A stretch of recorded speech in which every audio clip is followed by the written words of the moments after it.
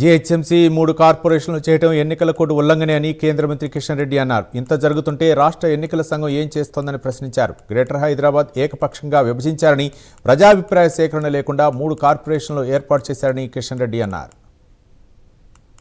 కానీ ఎలక్షన్ అయితే ఉంటే తెలంగాణ వ్యాప్తంగా ఉన్నటువంటి మున్సిపాలిటీస్, మున్సిపల్ కార్పొరేషన్ సంబంధించినటువంటి ఎలక్షన్ జరుగుతూ ఉంటే ఈరోజు అనేక మంది ఐఏఎస్ ఆఫీసర్ని ట్రాన్స్ఫర్ చేశారు.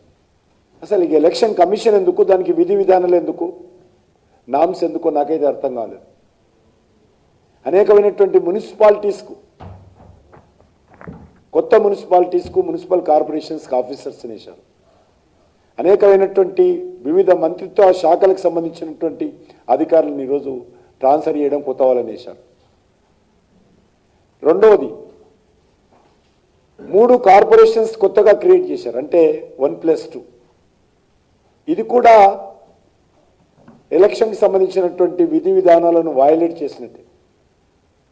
ఈరోజు అనేకమైనటువంటి మున్సిపాలిటీలను మేము తిరుగుతున్నప్పుడు, ఎన్నికల ప్రచారంలో తిరుగుతున్నప్పుడు, ఐసోలేటెడ్ విలేజెస్, మున్సిపల్ హెడ్ క్వార్టర్గా చాలా దూరం ఉన్నటువంటి గ్రామాలను కూడా ఈరోజు మున్సిపాలిటీలో కలిపారు.